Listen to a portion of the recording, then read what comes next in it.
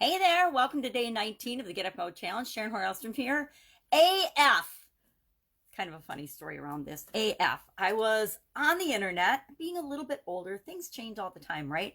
And I kept seeing people write something AF, capital AF. And I'm like, what the heck does this mean? I have no idea what it means.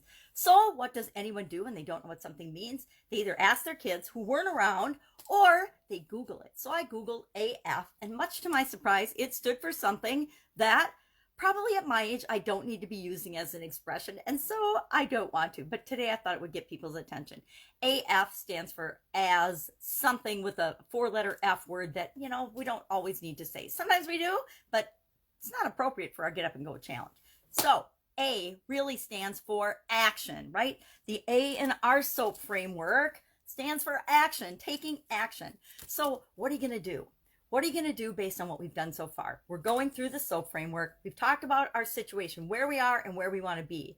We've talked about, that's our S. We've talked about options. Yesterday we brainstormed options, and we made a list of, we didn't brainstorm yesterday, we made a list of 10 possible options. So I made a list of, like everybody else, I actually made 17. I quit at 17 because I got doing stuff with the kids and went for a nice, long, very cold walk. It's starting to get cold in Wisconsin already. So I made a list of 17, and of those 17, I picked 3. Now, I'm not sure that I actually wrote the 3 under the homework thread on the private group page, but I will do that. I will do that because I've got them in my book. I've got them in my notebook. That's the good thing about keeping us books specifically for this. I have access to my homework because I'm doing it right along with you. So, of those 3, we're going to use those 3 for today's action, how to take action, how to do homework.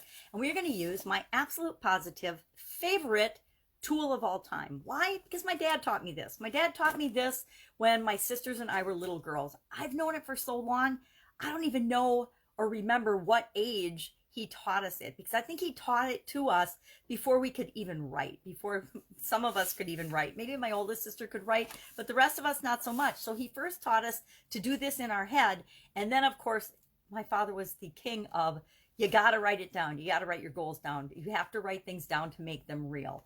And which is really funny coming from my dad, if you knew him. So he taught us what is simply, I think, the simplest, easiest problem-solving decision-making tool on the planet. And all you do is you take a piece of paper. I'm just going to show on a little bitty post-it note because it's quick and easy. I like to fold it in half. You can draw a line down the middle, but to me, it's just as easy to fold it in half. Then you take a writing device of some sort and you draw a line down the middle. You put a plus on one side and a minus on the other. Now, for extra credit, you can write what is the situation, the problem, the thing you want to make a decision about on the paper as well. So let's say I want to make, for me, financially, I'm going through this. I want to look at my list, and my overall objective is $3,000 a month. So that's my overall objective, right? This is my financial want for right now. It's $3,000 a month, plus or minus. So now I can take each of the 3 things that I came up with yesterday, and I can do a plus or minus little quick notes about what are the pros of doing this thing and what are the cons of doing this thing. So let's look at my list. One was be a challenge coach. Well, what are the pros, pluses of being a challenge coach? I've been doing it for years. I already know how to do it. It's easy for me. I'm good at it. I've got a lot of people that I've helped being a challenge coach for. What are the negatives of doing it? Well, I have to be available on people's schedules and when they want to be coached. I have to interact with other people on a regular basis. I have to know that I can support and help them. And I know all these things, but what are some negatives? Well, I'm gonna have to spend my time and energy doing it. And so we want to do that. And I don't care how many pluses and minuses you come up with for each thing. It's up to you. It's a tool that you use, and you use it in the way that works for you. So I might be able to say, let's see what's one on here. I put monetize monthly challenges or a challenge mastermind. What are some of the pluses and minuses of doing a mastermind? I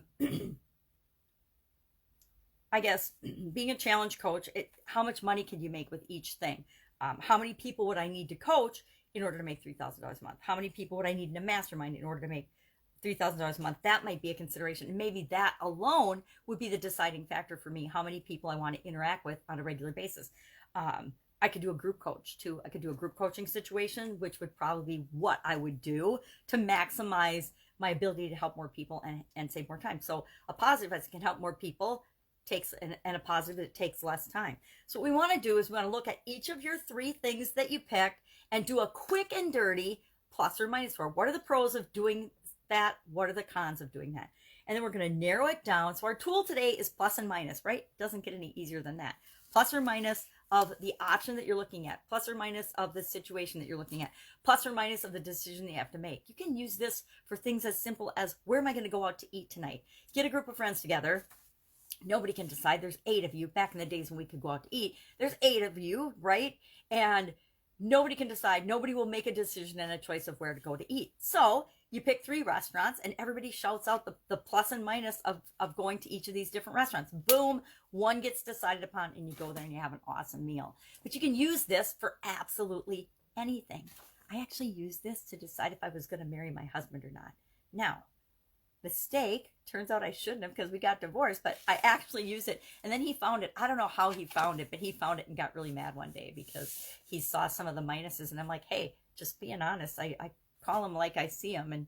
And we were married for 25 years, so I guess it wasn't horrible, but there were definitely some mistakes along the way in my plus and minuses sheet on that particular situation. So use this today. Use this tool.